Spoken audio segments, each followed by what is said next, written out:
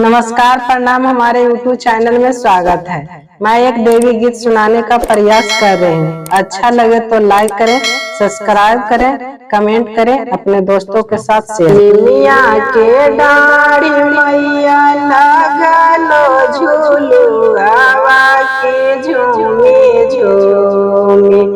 निमिया के डाढ़ी मैया लगलो झूलू हवा के झूमे झूमिना।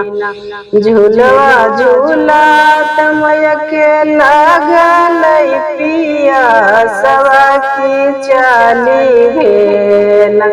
मैया मलहोरिया के पास मैया चाली भेल। मैया मलहोरिया के पास मैया चाली भेल।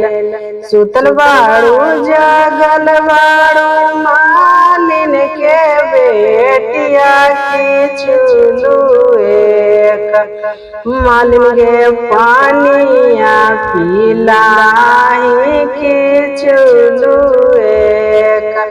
मालिन के पानिया पिलाई की चुलू एक। ऐसे के आजी मैया पानिया पिलाइयो की मोरो गोदी। मैया सुतल वाला कटोहार की मोरो गोदी। बलका सुता हिंग मालिन सोने के खटोलवा चुलू एक। मालिन के पानिया पिलाही की चुलू पियलज मैया धोए चुलू पियल की तेसर चुलू।